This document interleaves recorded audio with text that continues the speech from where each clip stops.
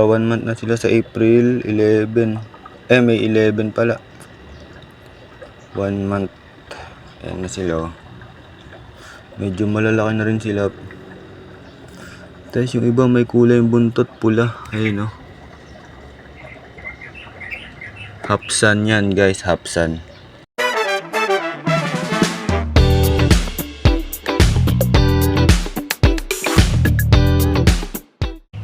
Yun o, good morning guys. So, ito yung update dun sa ano natin, sa crossbreeding natin, ano, na half moon crown tail. Ito na sila.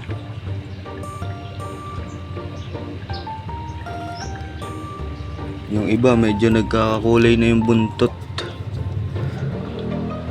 pero lahat sila puti. Ayan o, ayan na sila.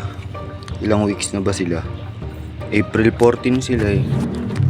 April 14, May 8. Magwa 1 month na sila.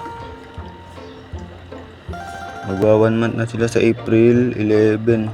May 11 pala. 1 month. Ayan na sila. Medyo malalaki na rin sila. Tapos yung iba may kulay buntot pula. Ayun o. Hapsan yan guys, hapsan. Sure na ako hapsan yan. Solid na yung genes nyan, hapsan.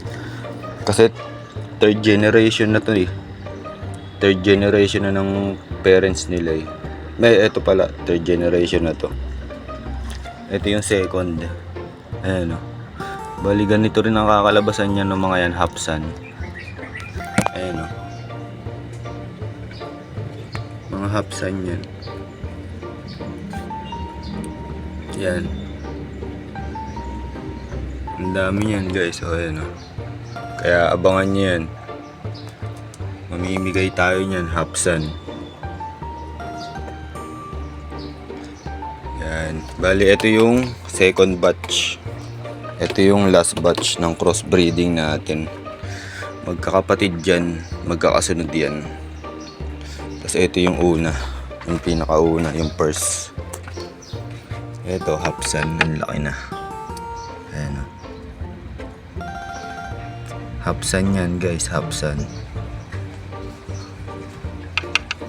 Siguro sawa na kayo sa half moon. Kaya ayan, nagpalabas ako ng maraming hapsan.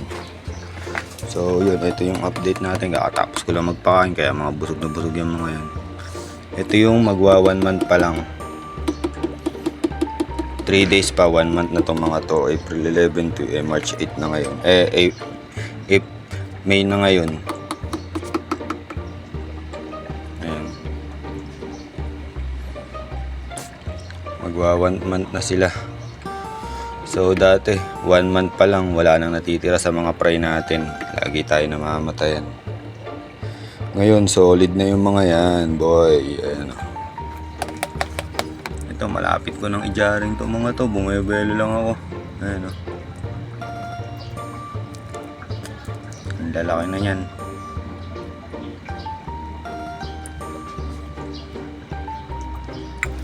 Ang lalaki na yan. Ayan o.